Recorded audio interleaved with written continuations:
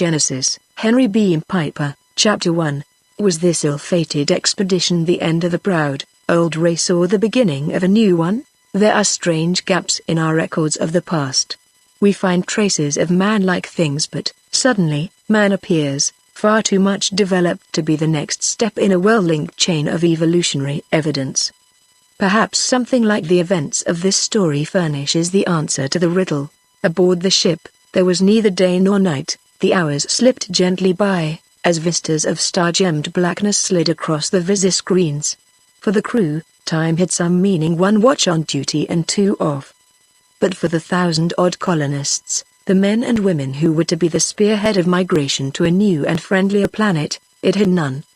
They slept, and played, worked at such tasks as they could invent, and slept again, while the huge ship followed her plotted trajectory. Calvadard, the army officer who would lead them in their new home, had as little to do as any of his followers. The ship's officers had all the responsibility for the voyage, and, for the first time in over 5 years, he had none at all. He was finding the unaccustomed idleness more wearying than the hectic work of loading the ship before the blast-off from Torshore. He went over his landing and security plans again, and found no probable emergency unprepared for. Dard wandered about the ship, talking to groups of his colonists, and found morale even better than he had hoped. He spent hours staring into the forward visi-screens, watching the disk of Tarish, the planet of his destination, grow larger and plainer ahead. Now, with the voyage almost over, he was in the cargo hold just aft of the number 7 bulkhead, with 6 girls to help him, checking construction material which would be needed immediately after landing. The stuff had all been checked 2 or 3 times before, but there was no harm in going over it again. It furnished an occupation to fill in the time. It gave Calvadard an excuse for surrounding himself with half a dozen charming girls, and the girls seemed to enjoy being with him. There was tall blonde Olva, the electromagnetician, pert little Varnus, the machinist's helper, Kina, the surgeon's aide, dark-haired Anali, Dorita, the accountant, plump little Eldra, the armament technician. At the moment, they were all sitting on or around the desk in the corner of the storeroom, going over the inventory when they were not just gabbling. "Well, how about the rock drill bits?" Dorita was asking earnestly, trying to stick to business. "Won't we need them almost as soon as we're off?" "Yes, we'll have to dig temporary magazines for our explosives, small arms and artillery ammunition, and storage pits for our fissionables and radioactives," Calvadard replied. "We'll have to have safe places for that stuff ready before it can be unloaded, and if we run into hard rock near the surface, we'll have to drill holes for blasting shots. The drilling machinery goes into one of those prefabricated sheds," Eldra considered. "Will there be room in it for all the bits, too?" Calvadard shrugged. "Maybe. If not, we'll cut poles and build racks for them outside. The bits are nano-steel, they can be stored in the open. If there are poles to cut," Olva added. "I'm not worrying about that," Calvadard replied. "We have a pretty fair idea of conditions on Tarish. Our astronomers have been making telescopic observations for the past 15 centuries. There's a pretty big Arctic ice cap, but it's been receding slowly, with a wide belt of what's believed to be open grassland to the south of it, and a belt of what's assumed to be evergreen forest south of that. We plan to land somewhere in the northern hemisphere, about the grassland forest line. And since Tarish is richer in water than Torshore, you mustn't think of grassland in terms of our wiregrass plains, or forests in terms of our brush thickets. The vegetation should be much more luxuriant. If there's such a large polar ice cap, the summers ought to be fairly cool, and the winters cold," Varnus reasoned. "I'd think that would mean fur-bearing animals." "Colonel, you'll have to shoot me something with a nice soft fur. I like furs," Calvadard chuckled. "Shoot you nothing, you can shoot your own furs. I've seen your carbine and pistol scores," he began. There was a sudden suck of air, disturbing the papers on the desk. They all turned to see one of the ship's rocket boat bays open. A young Air Force lieutenant named Seldiglaf, who would be staying on Tarish with them to pilot their aircraft, emerged from an open airlock. "Don't tell me you've been to Tarish and back in that thing," Olva greeted him. Seldiglaf grinned at her. "I could have been, at that. We're only 20 or 30 planetary calibers away, now." We ought to be entering Tarishan atmosphere by the middle of the next watch.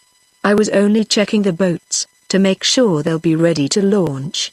Colonel Calver, would you mind stepping over here? There's something I think you should look at, sir. Calver Dard took one arm from around Annalie's waist and lifted the other from Varnis' shoulder, sliding off the desk. He followed Glaf into the boat bay. As they went through the airlock, the cheerfulness left the young lieutenant's face. I didn't want to say anything in front of the girls, sir, he began, but I've been checking boats to make sure we can make a quick getaway. Our meteor security's gone out. The detectors are deader than the 4th dynasty, and the blasters won't synchronize. Did you hear a big thump, about a half an hour ago, Colonel? Yes, I thought the ship's labor crew was shifting heavy equipment in the hold aft of us. What was it? A meteor hit? It was. Just aft of number 10 bulkhead. A meteor about the size of the nose of that rocket boat. Calver Dard whistled softly. Great gods of power. The detectors must be dead, to pass up anything like that. Why wasn't a boat station's call sent out? Captain Vlazil was unwilling to risk starting a panic. Sir, the Air Force officer replied. Really, I'm exceeding my orders in mentioning it to you, but I thought you should know. Calver Dard swore. It's a blasted pity Captain Vlazil didn't try thinking. Gold-braided quarterwit. Maybe his crew might panic, but my people wouldn't. I'm going to call the control room and have it out with him. By the 10 gods. He ran through the airlock and back into the hold, starting toward the intercom phone beside the desk. Before he could reach it, there was another heavy jar, rocking the entire ship. He, and Selda Glaf, who had followed him out of the boat bay, and the 6 girls, who had risen on hearing their commander's angry voice, were all tumbled into a heap. Dard surged to his feet, dragging Kaino up along with him. Together, they helped the others to rise. The ship was suddenly filled with jangling bells, and the red danger lights on the ceiling were flashing on and off. Attention! Attention! The voice of some officer in the control room blared out of the intercom speaker. The ship has just been hit by a large meteor. All compartments between bulkheads 12 and 13 are sealed off. All persons between bulkheads 12 and 13, put on oxygen helmets and plug in at the nearest phone connection. Your air is leaking, and you can't get out, but if you put on oxygen equipment immediately, you'll be all right. We'll get you out as soon as we can, and in any case, we are only a few hours out of Tarishan atmosphere. All persons in compartment 12, put on. Calver Dard was swearing evilly. That does it. That does it for good. Anybody else in this compartment, below the living quarter level? No, we're the only ones, Annalie told him. The people above have their own boats, they can look after themselves. You girls, get in that boat, in there. Glaf, you and I'll try to warn the people above. There was another jar, heavier than the one which had preceded it, throwing them all down again. As they rose, a new voice was shouting over the public address system. Abandon ship. Abandon ship. The converters are backfiring, and rocket fuel is leaking back toward the engine rooms. An explosion is imminent. Abandon ship, all hands. Calver Dard and Selda Glaf grabbed the girls and literally threw them through the hatch, into the rocket boat. Dard pushed Glaf in ahead of him, then jumped in. Before he had picked himself up, 2 or 3 of the girls were at the hatch, dogging the cover down. All right, Glaf, blast off. Dard ordered. We've got to be at least 100 miles from this ship when she blows, or we'll blow with her. Don't I know? Selda Glaf retorted over his shoulder, racing for the controls. Grab hold of something, everybody, I'm going to fire all jets at once. An instant later, while Calver Dard and the girls clung to stanchions and pieces of fixed furniture, the boat shot forward out of its housing. When Dard's head had cleared, it was in free flight. How was that? Glaf yelled. Everybody all right? He hesitated for a moment. I think I blacked out for about 10 seconds. Calver Dard looked the girls over. Eldra was using a corner of her smock to stanch a nosebleed, and Olva had a bruise over one eye. Otherwise, everybody was in good shape. Wonder we didn't all black out permanently, he said. Well, put on the visor screens, and let's see what's going on outside. Olva, get on the radio and try to see if anybody else got away. Set course for Tarish? Glaf asked. We haven't fuel enough to make it back to Dorshore. I was afraid of that, Dad nodded. Tarish it is, Northern Hemisphere, daylight side. Try to get about the edge of the temperate zone, as near water as you can. Chapter 2. They were flung off their feet again, this time backward along the boat. As they picked themselves up, Selder Glaf was shaking his head, sadly. That was the ship going up, he said. The blast must have caught us dead astern. All right. Calverdad rubbed a bruised forehead. Set course for Tarish, then cut out the jets till we're ready to land. And get the screens on, somebody. I want to see what's happened. The screens glowed, then full vision came on. The planet on which they would land loomed huge before them, its north pole toward them, and its single satellite on the port side. There was no sign of any rocket boat in either side screen, and the rear view screen was a blur of yellow flame from the jets. Cut the jets, Glaf, Dad repeated. Didn't you hear me? But I did, sir. Selder Glaf indicated the firing panel. Then he glanced at the rear view screen. The gods help us. It's yellow flame, the jets are burning out. Calverdad had not boasted idly when he had said that his people would not panic. All the girls went white, and one or two gave low cries of consternation, but that was all. What happens next? Anneli wanted to know. Do we blow, too? Yes, as soon as the fuel line burns up to the tanks. Can you land on Tarish before then?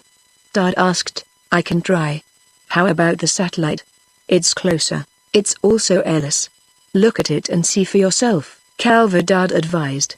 Not enough mass to hold an atmosphere. Glaf looked at the army officer with new respect. He had always been inclined to think of the frontier guards as a gang of scientifically illiterate dirk and pistol bravos. He fiddled for a while with instruments on the panel. An automatic computer figured the distance to the planet, the boat's velocity, and the time needed for a landing. We have a chance, sir, he said. I think I can set down in about 30 minutes. That should give us about 10 minutes to get clear of the boat, before she blows up. All right, get busy, girls, Calverdad said. Grab everything we'll need. Arms and ammunition first, all of them you can find. After that, warm clothing, bedding, tools and food. With that, he jerked open one of the lockers and began pulling out weapons. He buckled on a pistol and dagger, and handed other weapon belts to the girls behind him. He found 2 of the heavy big game rifles, and several bandoliers of ammunition for them. He tossed out carbines, and boxes of carbine and pistol cartridges. He found 2 bomb bags, each containing 6 light anti-personnel grenades and a big demolition bomb. Glancing, now and then, at the forward screen, he caught glimpses of blue sky and green-tinted plains below. All right. The pilot yelled. We're coming in for a landing. A couple of you stand by to get the hatch open. There was a jolt, and all sense of movement stopped. A cloud of white smoke drifted past the screens. The girls got the hatch open, snatching up weapons and bedding-wrapped bundles. They all scrambled up out of the boat. There was fire outside. The boat had come down upon a grassy plain. Now the grass was burning from the heat of the jets. One by one, they ran forward along the top of the rocket boat, jumping down to the ground clear of the blaze. Then, with every atom of strength they possessed, they ran away from the doomed boat. The ground was rough, and the grass high, impeding them. One of the girls tripped and fell. Without pausing, 2 others pulled her to her feet, while another snatched up and slung the carbine she had dropped. Then, ahead, Calverdad saw a deep gully, through which a little stream trickled. They huddled together at the bottom of it, waiting, for what seemed like a long while. Then a gentle tremor ran through the ground, and swelled to a sickening, heaving shock. A roar of almost palpable sound swept over them, and a flash of blue-white light dimmed the sun above. The sound, the shock, and the searing light did not pass away at once. They continued for seconds that seemed like an eternity. Earth and stones pelted down around them, choking dust rose. Then the thunder and the earth shock were over. Above, incandescent vapors swirled, and darkened into an overhanging pall of smoke and dust. For a while, they crouched motionless, too stunned to speak. Then shaken nerves steadied and jarred brains cleared. They all rose weakly. Trickles of earth were still coming down from the sides of the gully, and the little stream, which had been clear and sparkling, was roiled with mud. Mechanically, Calverdard brushed the dust from his clothes and looked to his weapons. That was just the fuel tank of a little Class 3 rocket boat, he said. I wonder what the explosion of the ship was like. He thought for a moment before continuing. Glaff, I think I know why our jets burned out. We were stern on to the ship when she blew. The blast drove our flame right back through the jets. Do you think the explosion was observed from doorshore? Dorothy inquired, more concerned about the practical aspects of the situation. The ship, I mean. After all, we have no means of communication, of our own. Oh, I shouldn't doubt it. There were observatories all around the planet watching our ship, Calverdard said. They probably know all about it, by now. But if any of you are thinking about the chances of rescue, forget it. We're stuck here, that's right. There isn't another human being within 50 million miles, Zelda Glaff said. And that was the first and only spaceship ever built. It took 50 years to build her, and even allowing 20 for research that wouldn't have to be duplicated, you can figure when he can expect another one. The answer to that one is, never. The ship blew up in space, 50 years effort and 1,500 people gone, like that. Calverdard snapped his fingers. So now, they'll try to keep Dorshore habitable for a few more thousand years by irrigation, and forget about immigrating to Tarish. Well, maybe, in 100,000 years, our descendants will build a ship and go to Dorshore, then, Oliver considered. Our descendants? Eldra looked at her in surprise. You mean, then? Kinda chuckled. Eldra, you are an awful innocent, about anything that doesn't have a breach action or a recoil mechanism, she said. Why do you think the women on this expedition outnumbered the men 7 to 5, and why do you think there were so many obstetricians and pediatricians in them? Staff? We were sent out to put a human population on Tarish, weren't we? Well, here we are, but aren't we ever going to? Varnes began. Won't we ever see anybody else, or do anything but just live here, like animals, without machines or ground cars or aircraft or houses or anything? Then she began to sob bitterly. Annalie, who had been cleaning a carbine that had gotten covered with loose earth during the explosion, laid it down and went to Varnes, putting her arm around the other girl and comforting her. Calverdard picked up the carbine she had laid down. Now, let's see, he began. We have 2 heavy rifles, 6 carbines, and 8 pistols, and these 2 bags of bombs. How much ammunition, counting what's in our belts, do we have? They took stock of their slender resources, even Varnes joining in the task, as he had hoped she would. There were over 2,000 rounds for the pistols, better than 1,500 for the carbines, and 400 for the 2 big game guns. They had some spare clothing, mostly spacesuit undergarments, enough bedrobes, 1 hand axe, 2 flashlights, a first aid kit, and 3 atomic lighters. Each one had a combat dagger. There was enough tinned food for about a week. We'll have to begin looking for game and edible plants, right away, Glaff considered. I suppose there is game, of some sort, but our ammunition won't last forever. We'll have to make it last as long as we can, and we'll have to begin improvising weapons, Dad told him. Throwing spears, and throwing axes. If we can find metal, or any recognizable ore that we can smelt, we'll use that. If not, we'll use chipped stone. Also, we can learn to make snares and traps, after we learn the habits of the animals on this planet. By the time the ammunition's gone, we ought to have learned to do without firearms. Think we ought to camp here? Calverdard shook his head. No wood here for fuel, and the blast will have scared away all the game. We'd better go upstream. If we go down, we'll find the water oiled with mud and unfit to drink. And if the game on this planet behave like the game herds on the wastelands of Dorshore, they'll run for high ground when frightened. Varnes rose from where she had been sitting. Having mastered her emotions, she was making a deliberate effort to show it. Let's make up packs out of this stuff, she suggested. We can use the bedding and spare clothing to bundle up the food and ammunition. They made up packs and slung them, then climbed out of the gully. Off to the left, the grass was burning in a wide circle around the crater left by the explosion of the rocket boat. Calverdard, carrying one of the heavy rifles, took the lead. Beside and a little behind him, Annalie walked, her carbine ready. Glaf, with the other heavy rifle, brought up in the rear, with Oliver covering for him, and between. The other girls walked, 2 and 2. Ahead, on the far horizon, was a distant blue line of mountains. The little company turned their faces toward them and moved slowly away, across the empty sea of grass. Chapter 3. They had been walking, now, for 5 years.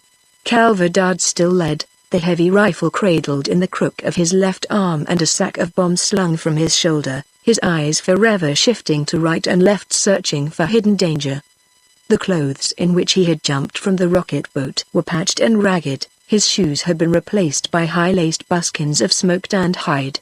He was bearded, now, and his hair had been roughly trimmed with the edge of his dagger. Anneli still walked beside him, but her carbine was slung, and she carried 3 spears with chipped flint heads, 1 heavy weapon, to be thrown by hand or used for stabbing, and 2 light javelins to be thrown with the aid of the hooked throwing stick Glaf had invented. Beside her trudged a 4-year-old boy, hers and Dard's, and on her back, in a fur-lined net bag, she carried their 6-month-old baby. In the rear, Glaf still kept his place with the other big game gun, and Oliver walked beside him with carbine and spears. In front of them, their 3-year-old daughter toddled. Between vanguard and rearguard, the rest of the party walked, Varnes, carrying her baby on her back, and Dorita, carrying a baby and leading 2 other children. The baby on her back had cost the life of Kina in childbirth. One of the others had been left motherless when Eldre had been killed by the hairy people. That had been 2 years ago, in the winter when they had used one of their 2 demolition bombs to blast open a cavern in the mountains. It had been a hard winter. 2 children had died, then Kina's firstborn, and the little son of Calverdard and Dorita. It had been their first encounter with the hairy people, too. Eldre had gone outside the cave with one of the skin water bags, to fill it at the spring.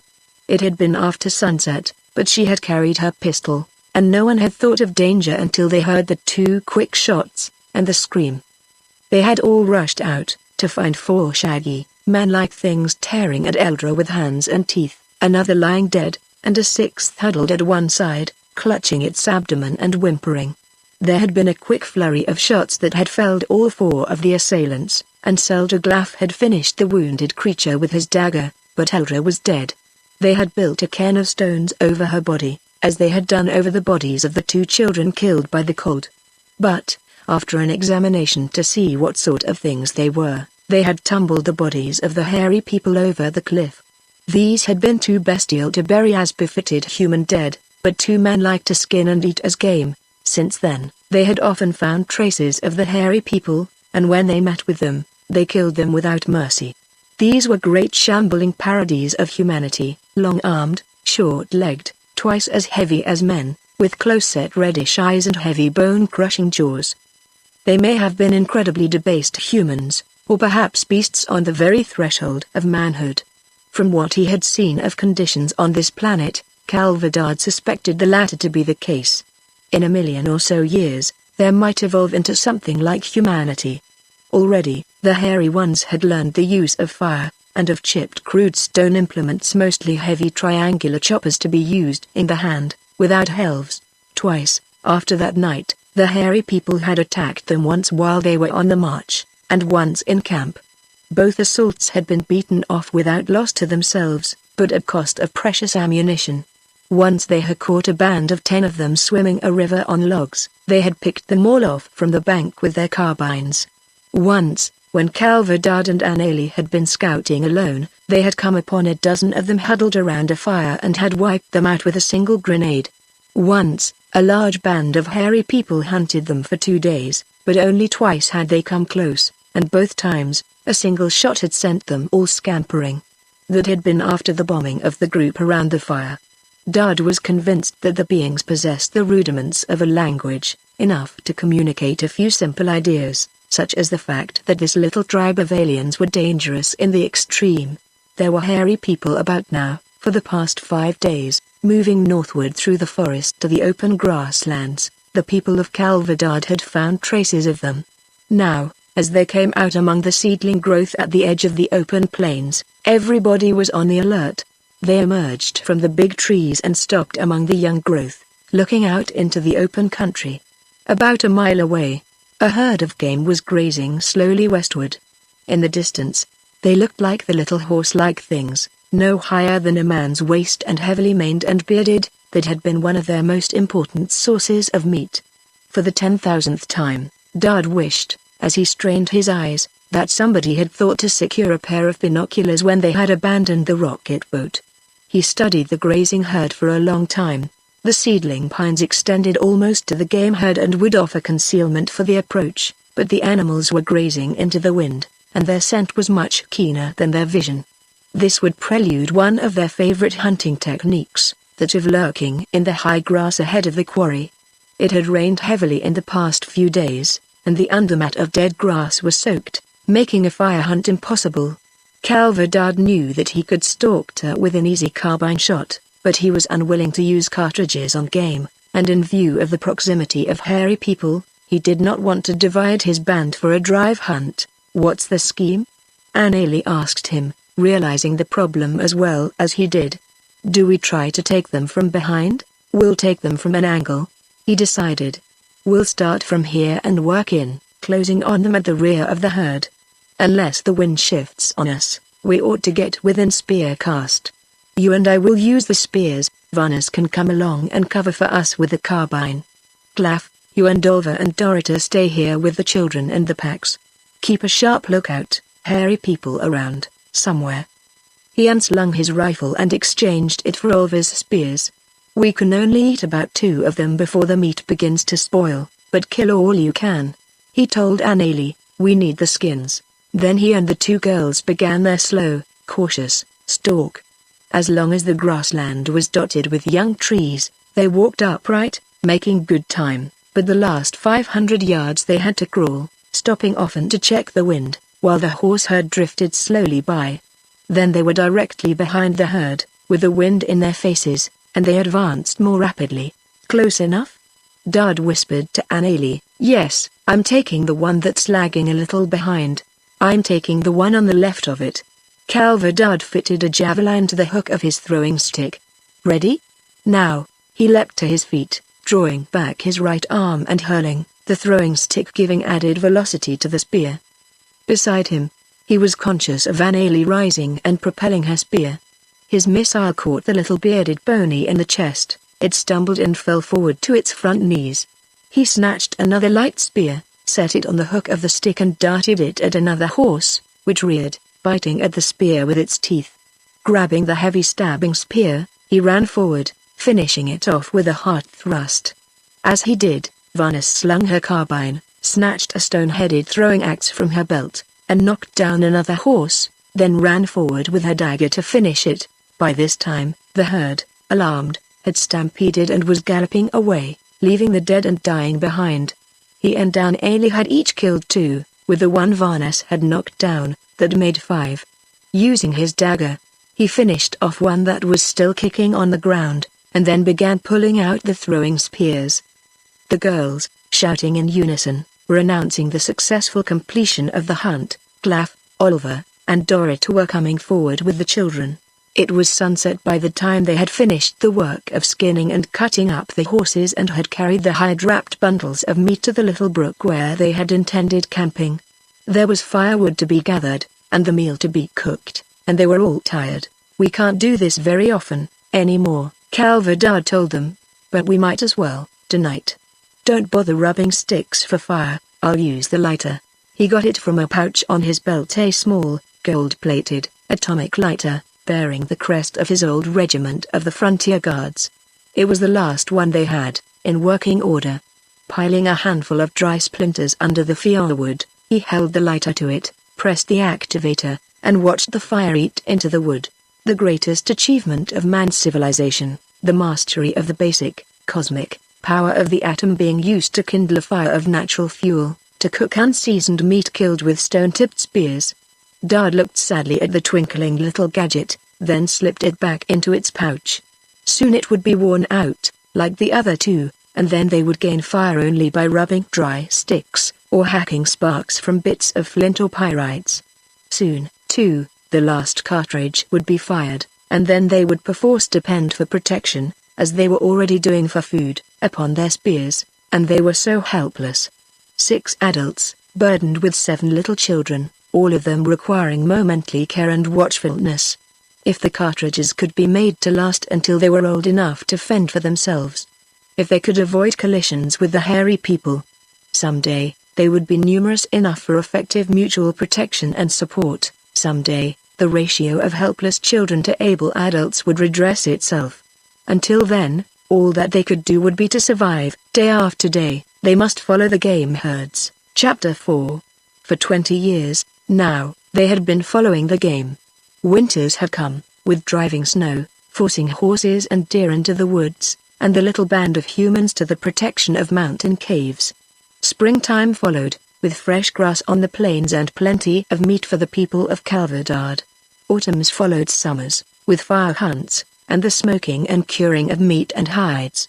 Winters followed autumns, and springtimes came again, and thus until the 20th year after the landing of the rocket boat. Calverdard still walked in the lead, his hair and beard flecked with gray, but he no longer carried the heavy rifle, the last cartridge for that had been fired long ago. He carried the hand axe, fitted with a long helve, and a spear with a steel head that had been worked painfully from the receiver of a useless carbine. He still had his pistol, with 8 cartridges in the magazine, and his dagger, and the bomb bag, containing the big demolition bomb and 1 grenade. The last shred of clothing from the ship was gone, now. He was clad in a sleeveless tunic of skin and horsehide buskins. Annalie no longer walked beside him. 8 years before, she had broken her back in the fall. It had been impossible to move her, and she stabbed herself with her dagger to save a cartridge. Selderglaf had broken through the ice while crossing a river, and had lost his rifle. The next day he died of the chill he had taken. Olva had been killed by the hairy people, the night they had attacked the camp. When Varnis' child had been killed, they had beaten off that attack, shot or speared 10 of the huge sub-men, and the next morning they buried their dead after their custom, under cairns of stone. Varnis had watched the burial of her child with blank, uncomprehending eyes. Then she had turned to Calverdard and said something that had horrified him more than any wild outburst of grief could have. "Come on, Dard, what are we doing this for? You promised you'd take us to Tarish, where we'd have good houses, and machines, and all sorts of lovely things to eat and wear. I don't like this place, Dard, I want to go to Tarish." From that day on, she had wandered in merciful darkness. She had not been idiotic, or raving mad. She had just escaped from a reality that she could no longer bear. Varnis, lost in her dream world, and Dorita, hard-faced and haggard, were the only ones left, beside Calverdard, of the original 8. But the band had grown, meanwhile, to more than 15. In the rear, in Selderglaf's old place, the son of Calverdard and Annalie walked. Like his father, he wore a pistol, for which he had 6 rounds, and a dagger, and in his hand he carried a stone-headed killing maul with a 3-foot handle which he had made for himself. The woman who walked beside him and carried his spears was the daughter of Glaf and Olva. In a net bag on her back she carried their infant child. The first Tarishan born of Tarishan parents, Calverdard often looked at his little grandchild during nights in camp and days on the trail, seeing, in that tiny fur-swaddled morsel of humanity, the meaning and purpose of all that he did. Of the older girls, 1 or 2 were already pregnant. Now, this tiny threatened beachhead of humanity was expanding, gaining strength. Long after man had died out on Dorshua and the dying planet itself had become an arid waste, the progeny of this little band would continue to grow and to dominate the younger planet, nearer the sun. Someday, an even mightier civilization than the one he had left would rise here. All day the trail had wound upward into the mountains. Great cliffs loomed above them, and little streams spumed and dashed in rocky gorges below. All day, the hairy people had followed, fearful to approach too close, unwilling to allow their enemies to escape. It had started when they had rushed the camp. At daybreak, they had been beaten off, at cost of almost all the ammunition, and the death of 1 child. No sooner had the tribe of Calverdard taken the trail, however, than they had been pressing after them. Dard had determined to cross the mountains, and had led his people up a game trail, leading toward the notch of a pass high against the skyline. The shaggy ape things seemed to have divined his purpose. Once or twice, he had seen hairy brown shapes dodging among the rocks and stunted trees to the left. They were trying to reach the pass ahead of him. Well, if they did. He made a quick mental survey of his resources. His pistol, and his son's, and Dorita's, with 8, and 6, and 7 rounds. 1 grenade, and the big demolition bomb, too powerful to be thrown by hand, but which could be set for delayed explosion and dropped over a cliff or left behind to explode among pursuers. 5 steel daggers, and plenty of spears and slings and axes.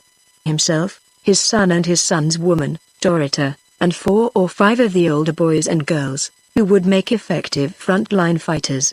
And Varnes, who might come out of her private dream world long enough to give account for herself, and even the tiniest of the walking children could throw stones or light spears. Yes, they could force the pass, if the hairy people reached it ahead of them, and then seal it shut with the heavy bomb. What lay on the other side, he did not know. He wondered how much game there would be, and if there were hairy people on that side, too. 2 shots slammed quickly behind him. He dropped his axe and took a 2-hand grip on his stabbing spear as he turned. His son was hurrying forward, his pistol drawn, glancing behind as he came. Hairy people. 4, he reported. I shot 2, she threw a spear and killed another. The other Anne, the daughter of Selderglaf and Olva, nodded in agreement. I had no time to throw again, she said, and Bobo would not shoot the one that ran. Calvadard's son, who had no other name than the one his mother had called him as a child, defended himself. He was running away. It is the rule, use bullets only to save life, where a spear will not serve. Calvadard nodded. You did right, son, he said, taking out his own pistol and removing the magazine, from which he extracted 2 cartridges.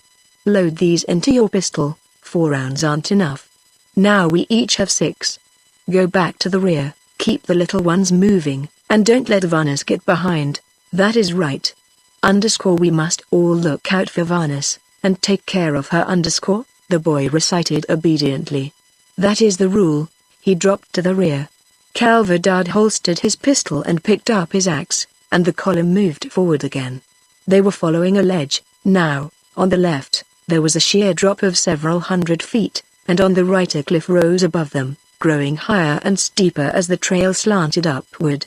Dad was worried about the ledge. If it came to an end, they would all be trapped. No one would escape. He suddenly felt old and unutterably weary. It was a frightful weight that he bore, responsibility for an entire race. Suddenly, behind him, Dorita fired her pistol upward. Dad sprang forward. There was no room for him to jump aside and drew his pistol. The boy, Bobo, was trying to find a target from his position in the rear. Then Dad saw the 2 hairy people. The boy fired, and the stone fell, all at once. It was a heavy stone, half as big as a man's torso, and it almost missed Calvadard. If it had hit him directly, it would have killed him instantly, mashing him to a bloody pulp. As it was, he was knocked flat, the stone pinning his legs. At Bobo's shot, a hairy body plummeted down, to hit the ledge. Bobo's woman instantly ran it through with one of her spears. The other ape thing, the one Dorita had shot, was still clinging to a rock above. 2 of the children scampered up to it and speared it repeatedly, screaming like little furies. Dorita and one of the older girls got the rock off Calvadard's legs and tried to help him to his feet, but he collapsed, unable to stand. Both his legs were broken. This was it, he thought, sinking back. Dorita, I want you to run ahead and see what the trail's like, he said. See if the ledge is passable. And find a place, not too far ahead, where we can block the trail by exploding that demolition bomb. It has to be close enough for a couple of you to carry or drag me and get me there in one piece. What are you going to do? What do you think? He retorted. I have both legs broken. You can't carry me with you. If you try it, they'll catch us and kill us all. I'll have to stay behind. I'll block the trail behind you, and get as many of them as I can, while I'm at it. Now, run along and do as I said. She nodded. I'll be back as soon as I can, she agreed. The others were crowding around Dad. Bobo bent over him, perplexed and worried. What are you going to do, father? He asked.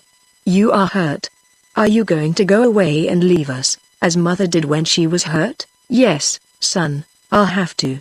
You carry me on ahead a little, when Dorita gets back, and leave me where she shows you to.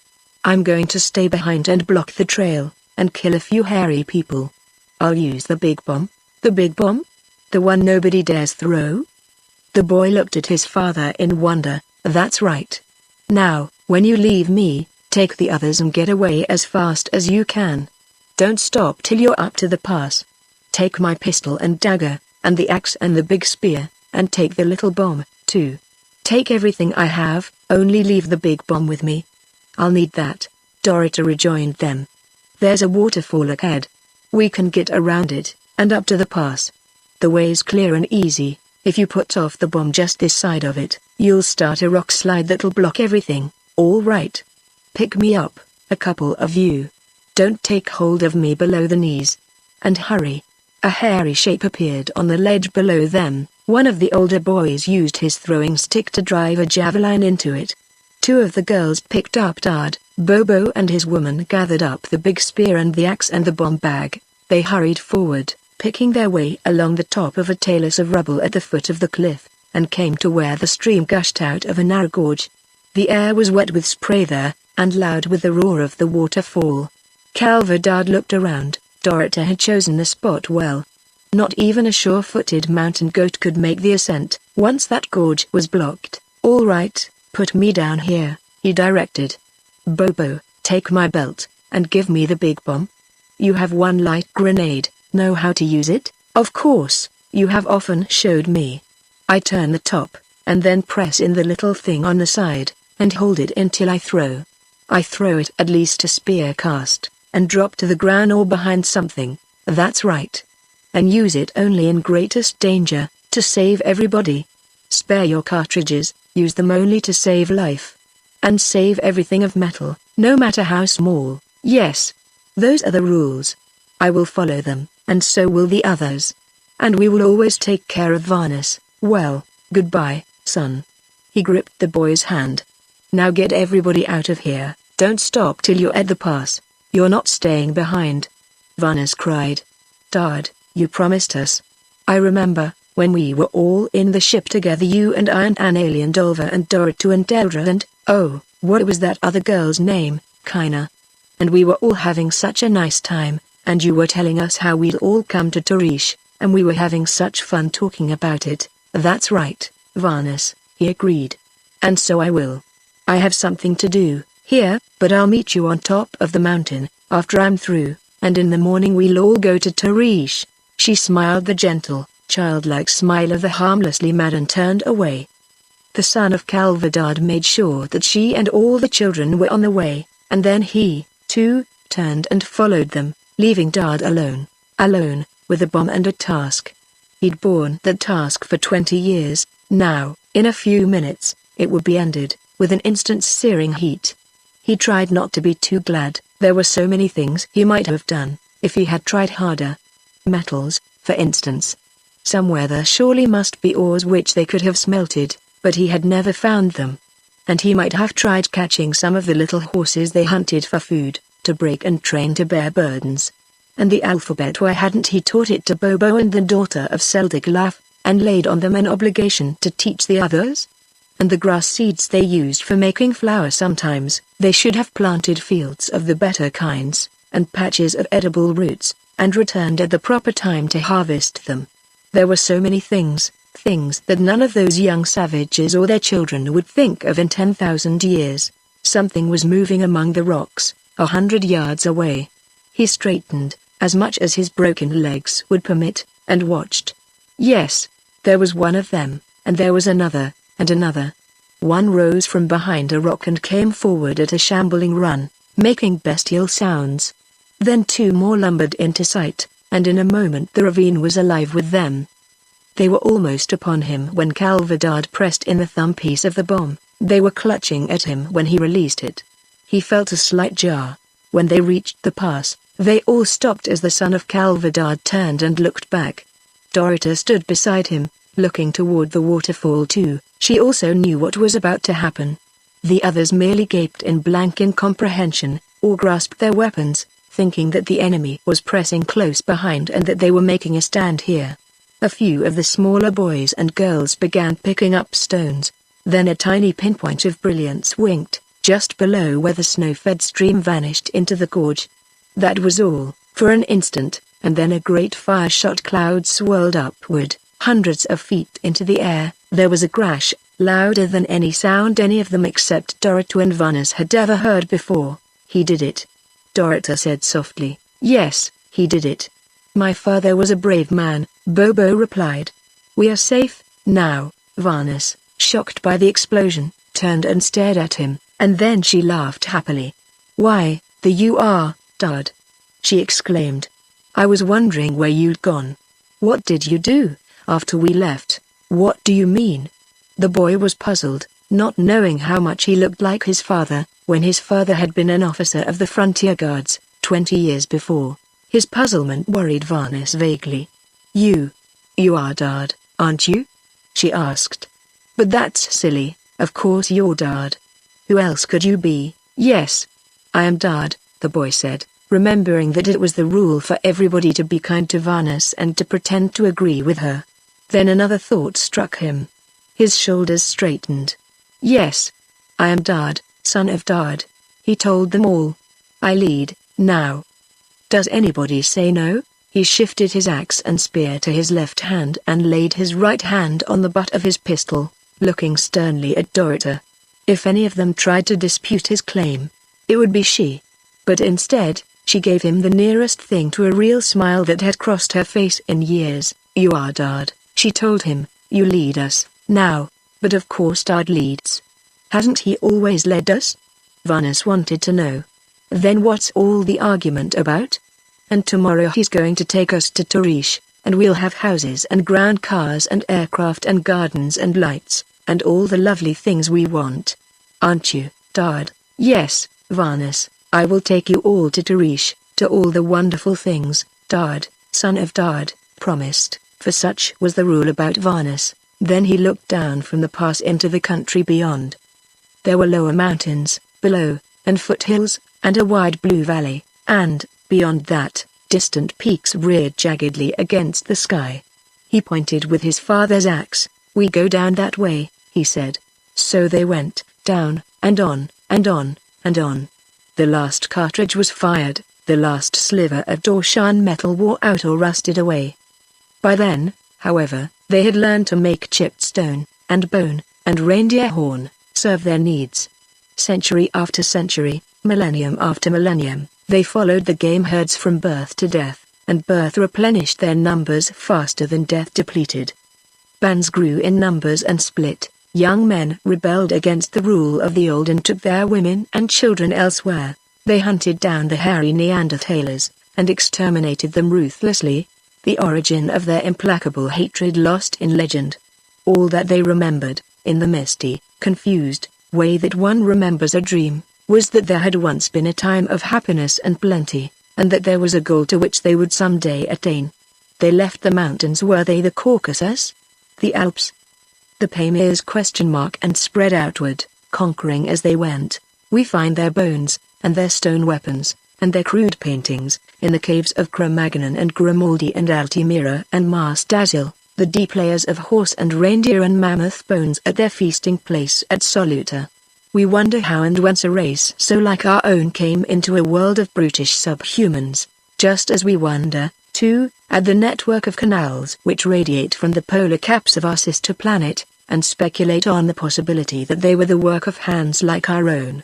And we concoct elaborate jokes about the men from Mars ourselves,